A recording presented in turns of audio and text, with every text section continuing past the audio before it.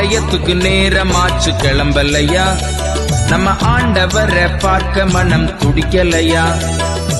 ஆராதனைக்கு நேரமாச்சு கிளம்பலையா, நம்ம ஆண்டவரை பார்க்க மனம் துடிக்கலையா. இயேசு வந்திருக்காரு, உன்னை பார்க்க துடிக்கிறாரு. பாஸ்டர் வந்திருக்காரு, இப்ப பேச துடிக்கிறாரு. ஆலயம் தேவ ஆலயம், ஆலயம் தேவ ஆலயம். அருமையானவர்களே, இயேசு கிறிஸ்துவினுடைய இனிய நாமத்திலே கொடைக்கானலிலே அவர் ஓய்வு ஆயராக இருந்து கொண்டிருக்கிற ரவன் தாமோதர் செல்வராஜ் உங்களை வாழ்த்தி யோவான்ஸ்நானனை பற்றிய ஒரு சிறு குறிப்புகளை பகிர்ந்து கொள்ள நான் பிரியப்படுகிறேன். யோவான்ஸ்நானகன் இயேசு சுவாமி ஊழியத்தை 30 வயதில் ஆரம்பித்தார் என்பதனை லூக்கா நற்செய்தி நூல் 3ஆம் அதிகாரம் 23ஆம் வசனத்திலே நாம் பார்க்கிறோம். அவர் ஊழியத்தினை ஞானஸ்தானத்தை பெற்று உடன் ஊழியத்தை ஆரம்பித்தார் என்பதனை நாம் அதிலே தெரிந்து கொள்ள முடியும். அதே நேரத்திலே யோவான்ஸ்நானகனுடைய ஊழியம் எப்போ ஆரம்பித்தது என்று வேதத்திலே எந்த குறிப்பும் இல்லை. ஆனால் யோவான்ஸ்நானகன் சரித்திரத்தின் வழியாக படிக்கும் பொழுது 4 மாதங்கள் அவர் இயேசுவாமிக்கு காணாமல் இருந்து 2 மாதத்திற்கு முன்பு தான் இயேசுவாமி ஊழியத்திற்கு முன்பதாக ஆரம்பித்தார் என்று சரித்திரங்கள் சொல்லுகிறது. அப்படி என்றால் இந்த 4 மாதங்கள் இவர் என்ன செய்தார் என்று நாம் பார்க்கும் பொழுது, இந்த 4 மாதங்கள் இவர் எஸ்ஸீம் எனக்கூடிய ஒருவித பரிசுத்தவான்களோடு கும்ரான் கோயிலே வாழ்ந்தார் என்ற ஒரு சரித்திர குறிப்பு இருக்கிறது. அந்த சரித்திர குறிப்பின்படி ஏன் நாம் கும்ரான் குகைக்கு சென்றார் என்று நாம் பார்க்கும் பொழுது, இஸ்ரேல் மக்கள் பாபிலோன் சிறையிலிருந்து திரும்பமாக செருபாபேல் மூலமாக எருசலேமுக்கு வந்து, செருபாபேல் அந்த எருசலேம் ஆலயத்தை திரும்ப கட்டி அதிலே ஊழியம் செய்த பொழுது இந்த ஆசாரியர்களுக்கும் வேத பாடகர்களும் அங்கு திரும்ப ஊழியம் செய்ய ஆரம்பித்தனர். ஆனால் பாபிலோன் சிறையிலே இருந்த காலங்களிலே இவர்கள் வேதத்தை ஆராயாமலும் படிக்காமலும் ஊழியம் செய்யாமலும் இருந்ததனாலே இவர்கள் ஊழியமானது சிறையிருப்புக்கு பின்பு மிகுதியான இடையூறுகள் உள்ளதாக அவர்கள் உணர்ந்தார்கள். எனவே இந்த இடையூறுகள் நிகழ்ந்தது நிமித்தமாக அவர்கள் ஊழியத்திலே அநேக குறைபாடுகள் காணப்பட்டது.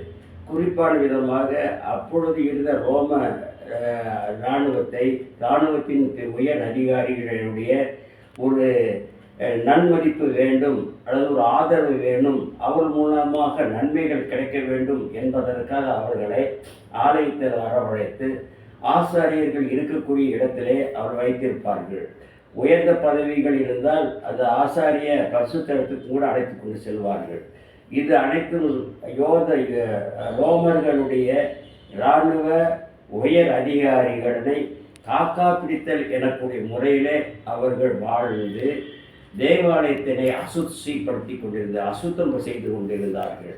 இதை இறைவனுக்கு பிடிக்காத காரியம் என்பதனை அங்கிருக்கக்கூடிய ஆசாரியர்கள் உணர்ந்து அவர்களை விட்டு பிரிந்து சவக்கடலுக்கு அருகே உள்ள கும்ரான் எனக்கூடிய குகையிலே வாழ்ந்தார்கள். அப்படி வாழும் பொழுது இவர்களுக்குள்ளாக சில கட்டுப்பாடுகளை விதித்திருந்தனர். இவர்கள் யாரோடும் சரியாக பேச மாட்டார்கள், அமைதியாக பேசுவார்கள். பேசினாலும் அவசியம் இருந்தாலுடைய பேச மாட்டார்கள், சைகையின் மூலமாக பேசுவார்கள். பரிசுத்தமாக வாழ்ந்தார்கள். இவர்களே 3 விதமான ஊழியத்தை அங்கே செய்தார்கள். ஒரு சிலர் இவர்களுக்கு உணவுகளை தயாரிப்பது, அதுக்கு வேண்டிய வேலைகளை செய்வது, இன்னும் சிலர் அங்கு தோட்ட வேலை செய்வது, ஆடு மாடுகளை வளர்ப்பது என்ற வேலை செய்து கொண்டு இருக்கும் பொழுது அடுத்த குழுவினர் அந்த கும்ரான் குகையிலே உட்கார்ந்து பழைய ஏற்பாட்டு என்று சொல்லக்கூடிய பழைய வேதாகமத்தினை பிரதிகளாக அவரை எழுதுவார்கள். தோல் சுருளிலே இந்த பிரதிகளை எழுதி அதை சுருட்டி அந்த மண்பானையிலே அவைகளை போட்டு அதை பத்திரப்படுத்துவார்கள்.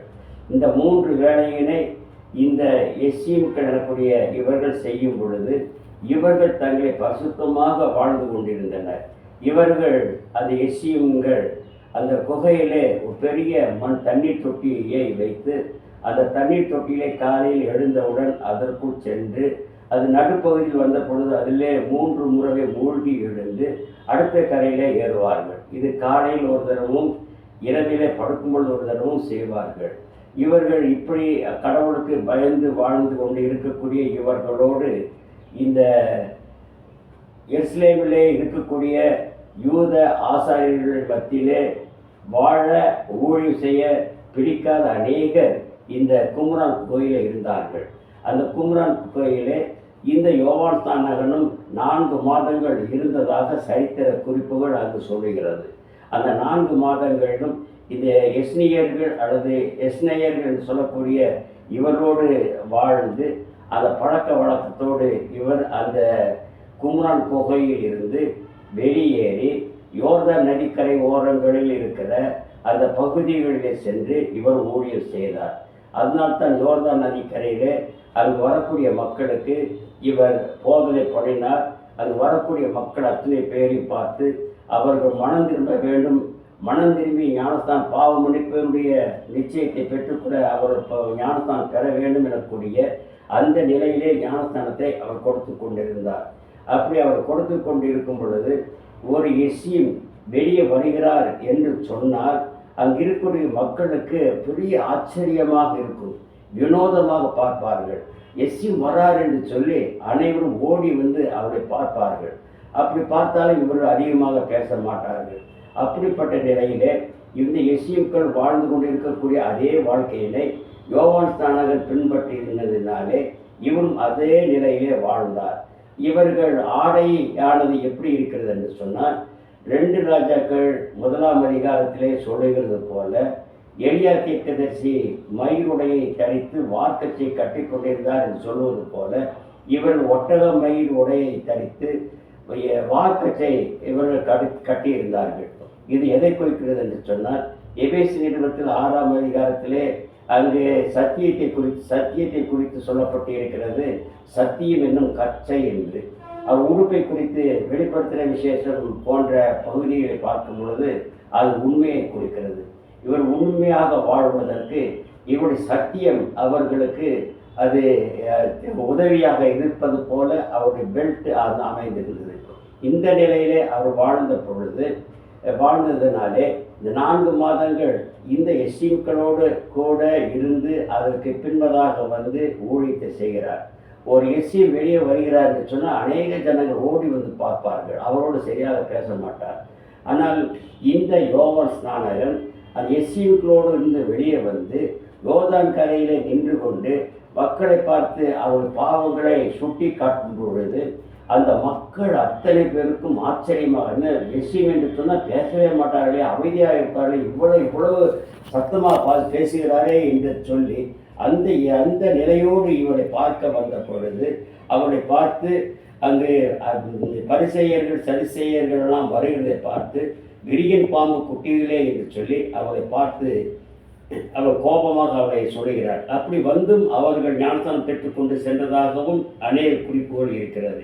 எப்படி யோவான் ஸ்நானகன் அந்த யோர்தான் நதிக்கரையிலே ஊழியம் செய்த பொழுதுதான் இயேசுவாமி அங்கு வந்து ஞானஸ்தானம் பெற்றார் என்ற குறிப்புகளை பார்க்கும் பொழுது இந்த மிஷனரி காலத்திலே இந்த யோவான் செய்த இந்த மிஷனரி ஊழியம் நமக்கு இந்த காலத்திலே அது மிகவும் ஏற்புடையதாக, அது நமக்கு ஒரு பாடமாக, நமக்கு ஒரு வழிகாட்டுதலாக, நான் பின்பற்றக்கூடிய நிலையை தரக்கூடியதாக இருக்கிறது என்பதனை உங்கள் மத்தியிலே நான் அறிவித்து உங்களுக்கு ஆண்டவருடைய ஆசீர்வாதத்தோடு நிறைவு செய்கிறேன். வணக்கம்.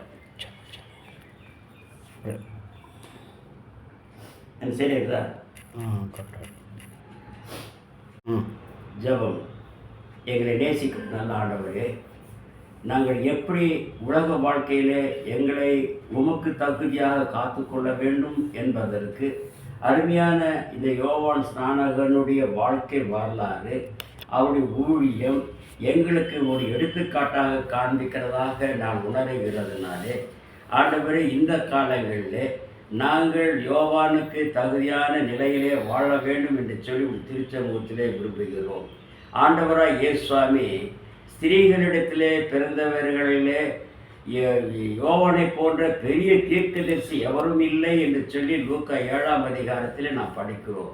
ஆனால் அதே நேரத்தில் அது கடைசியாக சொல்லும் பொழுது ஆண்டவருடைய கட்டளைக்கு கீழ்ப்படுகிறவர்கள் யோவானை காட்டிலும் பெரியவர்கள் என்றும் அங்கு சொல்லப்பட்டு இருக்கிறது. எனவே ஆண்டவரே, எங்களுக்கு இந்த ஆசீர்வாதங்களை பெற்றுக்கொள்வதற்கு தகுதியாக நாங்கள் வாழ எங்கள் பரிசுத்தாவியின் துணையோடு எங்களை ஆசீர்வாதத்தில் திருப்பாதம் படித்து மன்றாடுகிறோம் சுவாமி.